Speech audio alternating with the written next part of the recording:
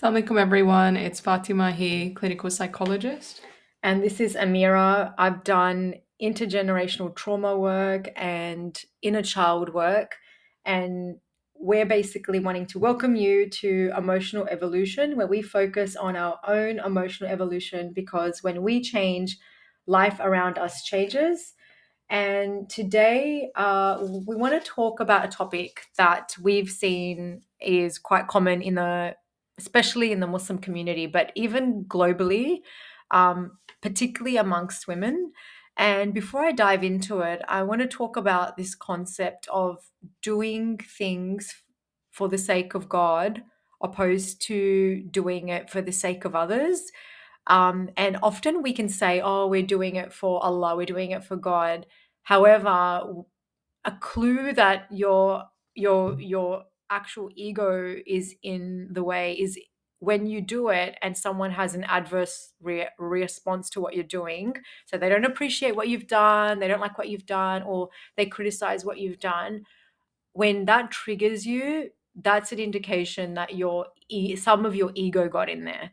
And I'm talking in layman's terms here, of ego. If I'm really broadening this out, ego can be divided into two main categories. One is an inflated ego, or an inflated nafs, as we say in our deen, and the other is a deflated ego and a deflated nafs. And these nuff states come about, we believe, mainly um, when we've got some unmet childhood needs. They can still come out when we have most of our needs met. And it's about managing when they come out and healing them. But in particular, today, we're going to go into more of the deflated ego states that are particularly prominent in some women, and they kind of get fed by the messaging that we receive in society of and I'm not saying don't be cooperative. I'm not saying the other spectrum of it, because some people may think I'm saying the complete opposite, which I'm not.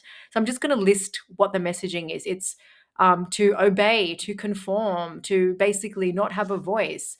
And basically, when you do voice your needs, you get in trouble for it. You get in trouble for being too needy, wanting too much.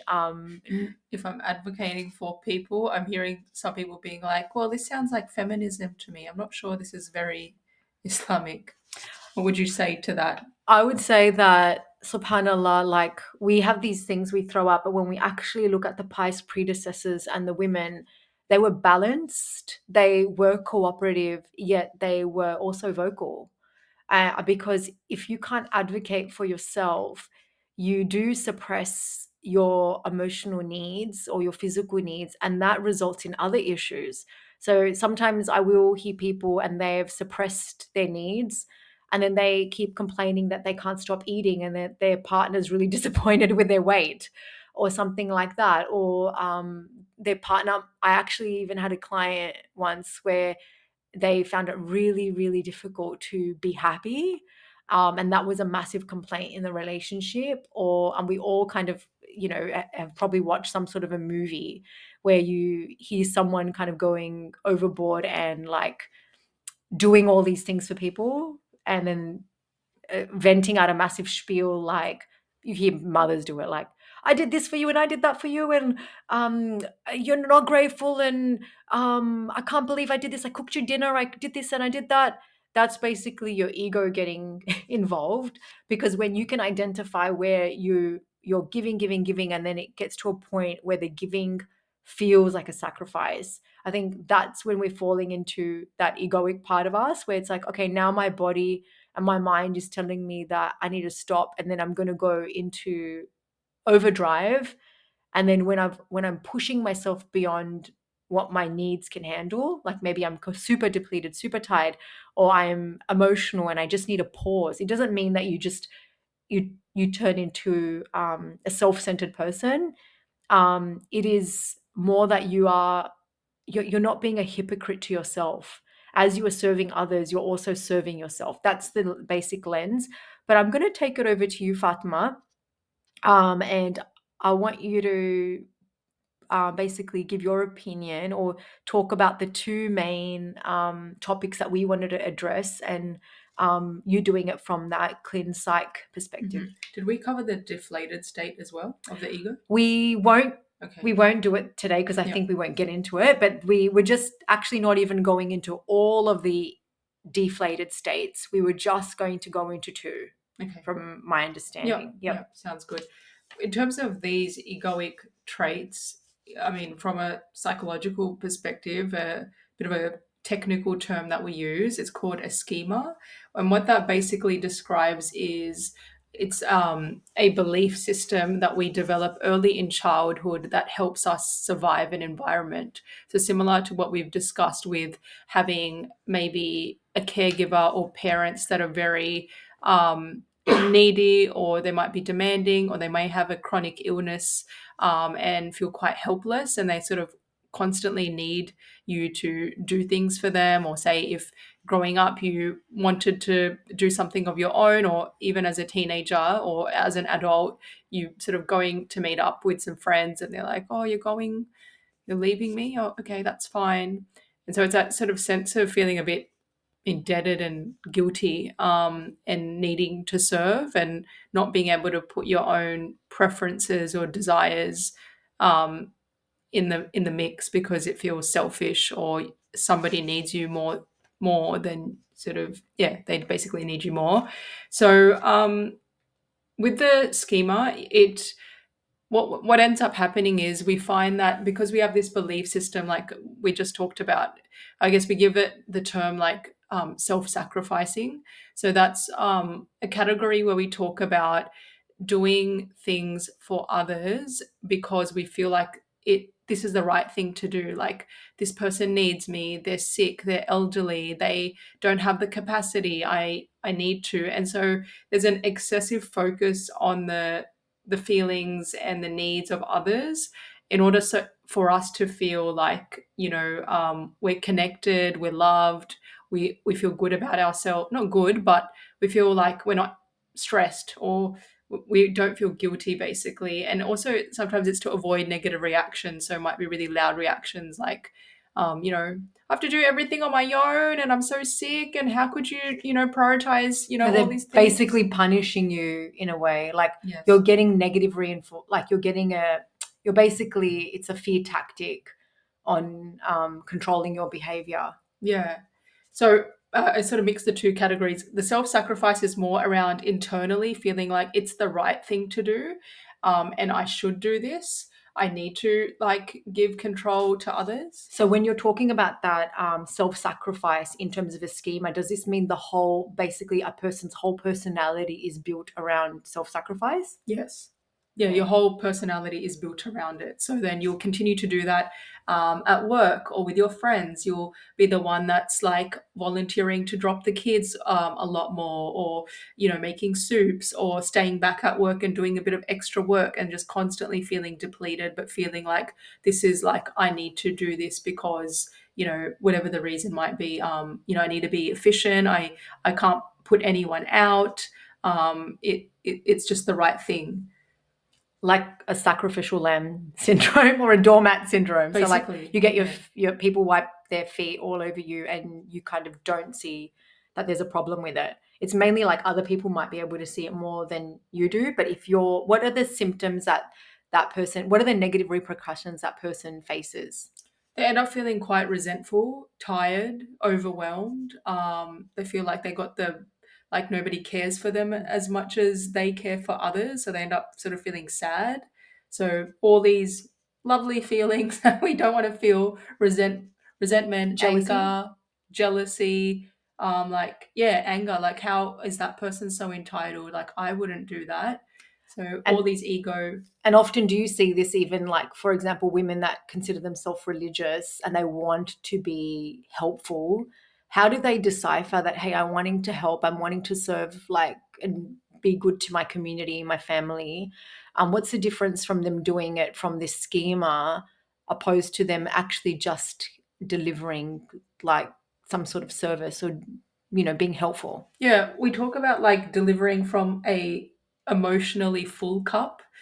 So we're feeling like we are able to satisfy our own needs. So we're looked after. And then from that space of fullness, like I've been able to, for example, exercise, and I was able to get my groceries and like get my house clean.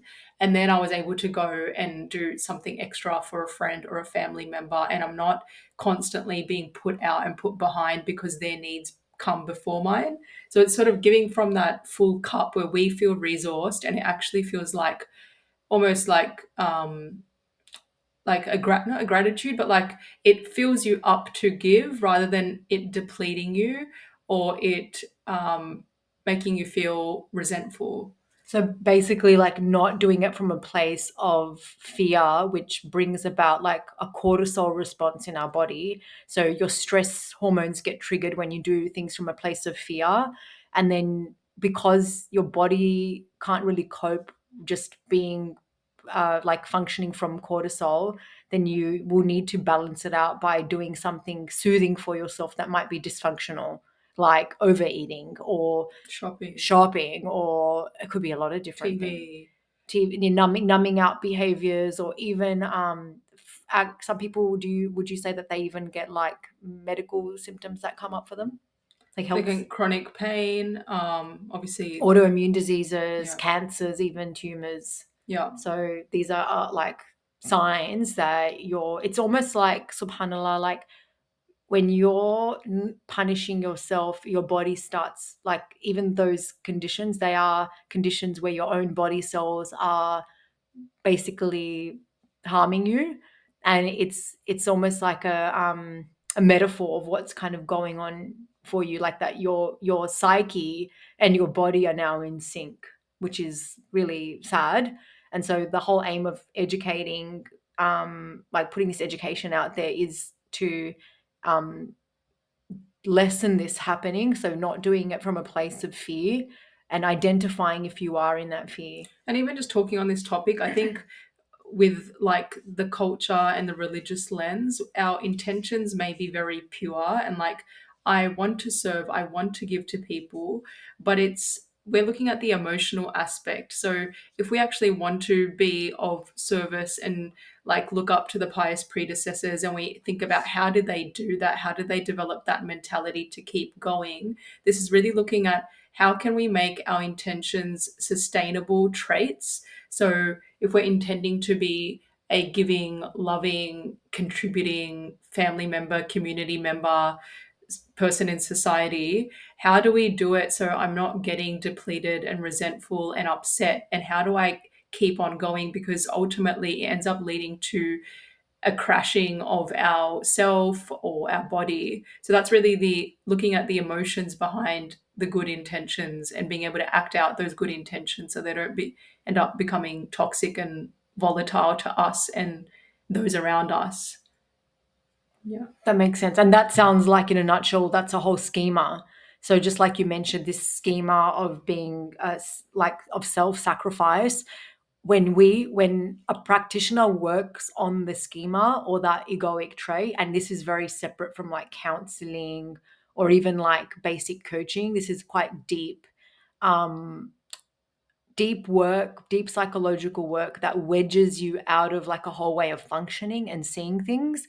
And you may still be a very giving person. However, you might be able to balance it a whole lot more where it's actually not harming you. Yeah. So that's the whole point of it. So you've touched on self sacrifice. Is there anything more that you want to There's say? another one, I've already touched on it, which is like conforming or squashing our needs because we feel scared. So I think we talked about it in self sacrifice. Self sacrifice, it's more internally feeling like this is the right thing to do. I have to do it. Like it's what they deserve. Like they deserve more for me. I need to do more. The conforming, or what we call like subjugation, is sort of out of that fear and that guilt that there's going to be a bad reaction, somebody's going to reject me, I won't be useful, I'll be abandoned, I won't be worthy. It's more like doing it out of obligation and fear. Like, I got to go to so and so's house on Friday night, otherwise, like, they're going to kill me. Yeah, it can be that, and it can also be an eye roll response, like, oh, great, I have to, otherwise they're going to get offended. And it doesn't feel like it's something true to ourselves. And again, it comes from being in a history or an upbringing where there might have been those really big expectations and others' needs for, yeah, their needs sort of trumped or came over our own. So we can't express, we're basically scared and fearful of expressing what we need to. So what I'm hearing is that, like, let's say this is you. You've basically been groomed from zero to present age to not notice what your needs are, and basically your whole lens is like focusing on what someone else's needs are. Yeah. And so the problem with it, it's the issue of helping is not what we're saying the issue is. The issue is actually when you're sacrificing things that are very important to you, that you need to function. I have seen this in severe ways where people have actually sacrificed like their livelihood completely, where they're actually financially unstable because they feel like they need to provide for someone who has more than enough. And often this happens in dynamics where the person who's making them do it, who's intimidating them, has also an off lens where even though they're fine, they just want more and more and more. So the one that's actually the sacrificer, or the one that's subjugating, the one that's being intimidated and obliged, they're actually very much running off on empty. So they could be, for example, they might have got like a massive debt, or they may have completely not worked on their work. They might even feel like they have to neglect their kids, or neglect their husband, or a husband may feel like they need to neglect their whole family because the person, it could be a mother or a father or whoever, is so reactive in their responses, or so scary in their responses. When I say scary, I don't mean that they literally feel scared, but you just feel like, oh my God, I have to do it. That Otherwise, vigilance and being like, on edge, like I have to look at everyone around me. Is everyone okay? Oh, I feel I've got to like, do this for my yeah, dad. Otherwise, he's that going to get so mad. nervous, Yeah. yeah, being super alert to others' So needs. you've basically been trained to fear that person opposed to doing it. So you've skipped, like, when someone raises a child this way, they actually make them skip out on really exercising their true empathy and true relational skills in hearing someone's needs, hearing your needs, and then working on a compromise what's in between. And that is the generational trauma, because we then end up if that's us, then we end up passing that on to our kids because we don't know now how to like work with the child's needs. We just know that we tell them and they should just listen. Mhm. The reason why this is problematic is that we talk about childhood needs, and we're basically talking to the need for the child to feel safe, to express how they're feeling and have that what we call like autonomy, so that like independence and that freedom to play and voice what their needs and know that their needs are going to be met. Now, no parent can meet the needs of their child 100% of the time. It's not like we're just saying let your kids play, don't put any limits. They're all these different childhood needs, but basically we know when, like for example in particular with this one, it's our need for safe expression of how we're feeling is really squashed and it's neglected. And yeah, we tend to bring this to our adult relationships. So there might be safe relationships we have, but we continue looking at the world with this map or this belief system, and then we find ourselves time and again being depleted, and feeling like we're uncared for. And that's sort of where we talk about healing and working through these traits. And I just to highlight the reason why it's so important is so you don't fall into those reactive states.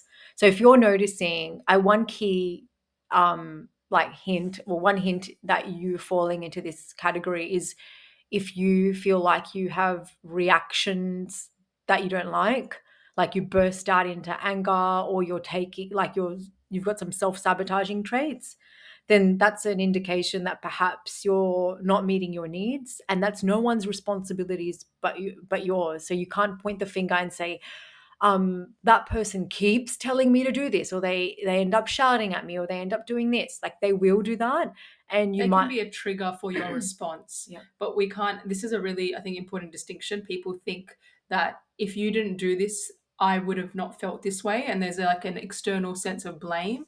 But the thing is, people can change their behavior, but that belief system or that schema, it doesn't change. It's just not getting triggered or activated. It's just being sort of put at the back until another situation comes up where somebody asks something of you, and then you're like, okay, yep, I'll do that. Basically, the more you feel empowered knowing what your schema is, you'll know what you need to hold strong despite what context you're in. So it's about like knowing yourself enough, knowing what you need to calm yourself so you're not functioning from a place of reacting. So for example, if someone's intimidating, instead of you just reacting and conforming even though like you couldn't do it. Like, for example, let's say your kids really need you to work with them on an assignment or something, and then you have an intimidating family member that wants you to get something done. You reacting into that scenario is you just ignoring what your kid needs, and then you feeling frustrated with your kid that they're not doing it fast enough.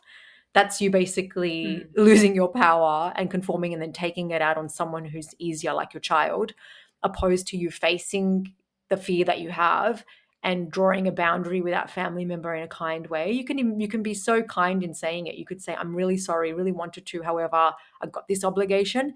And they will still come up with multiple kind of reasons why you should still do what they want. But it's about you being that healthy adult. And we can And talk more about how to yeah, heal that part, because I think communication is one part of the story. The second part of the story is the feelings that come up when we start. People like, but I did say that, and they said, no, I really need it done, and then I felt guilty. So we'll talk a little bit more in another episode on how yeah, to calm or work, how work that, through. yeah, work through it all. So are we So summing this up now? Are we, yeah? yeah, I think so. Okay, so if we're going to sum this up, what I wanted to do going forward in these episodes is to give you guys a weekly task, because often where the needle moves is when we actually action this stuff out. So I want you to notice in terms of feeling obliged, which is that subjugation, where do you feel obliged in your life? So, what are the activities you do on a day to day basis? Do an audit and notice, like, oh, that when I say yes to this, or when I say, when I end up just signing my time off to that, am I doing it because I'm feeling bad, or I'm worried that someone's going to react a certain way? Some people will tell me like, "Oh, I feel like I have to take, my mum grocery shopping even though I've got like, a sore ankle, or I need to do this or I need to do that." What areas of your life do you do things out of obligation, and where do you notice that you end up like just bursting in resentment? So that's one. And just as you notice Mhm. this, you might find there might be all areas. Yeah, Often, you might even just from childhood see there's a pattern of me always squashing my needs. And I think that's okay. I think just just have noticing a it. bit of understanding like this is how I'm operating. And I don't know a reference right now to how to feel different. But there are some little exercises that you can try and support you can Yeah. get to work through it. Yeah, we can't obviously heal this like Yeah. over these sessions. It's about bringing awareness and noticing, because that's the first step to change. Noticing it and writing it down, because we are like creatures of repetition. If this is new information, unless you write it down and have it stuck somewhere, you're going to forget it and you're going to fall back into that same pattern. So noticing where you do things out of obligation, and the second thing is noticing where where you're being self-sacrificial. And an indication of this is that you're going to go in there already not wanting to do it. You're going to go in there, or you might feel like you might be so far deep that you're doing it because you feel like you want to do it, but you're noticing that you get none of your stuff done. And this is a big one when And it you're feels uncomfortable mm, to say, I've got this, that, and the other to get to first. Can I do it tomorrow yeah. or, whenever? Actually, one big indication is that you're in complete avoidance Mm. of the silent dreams that you have. And those dreams might be so basic, like wanting to wake up for tahajjud, wanting to read Quran in the morning. Like you'll do everything for other people, where you're actually squashing some basic things that you like are deserving to do for yourself, like alone time to pray for Allah, having a shower properly in peace, like basic things. So we're not talking about like, becoming this very self centered person. These are the people that truly have this. They are truly sacrificing basic human needs for basic functioning. I think that's an important distinction to make. Yeah. Yeah. So, anything else you'd like to add, Fatma? No, I think that's about it. I think, yeah, Yeah. So if you find this useful, please share this and subscribe to our channel so we can keep providing you with this insight and information. And love to hear how you go on the task. Remember, writing it down and actually doing the activity is what's going to move the needle. So we're happy to bring you a task a week to push you forward, inshallah. Take care, and we'll see you in our next episode. Assalamu alaikum. Assalamu alaikum.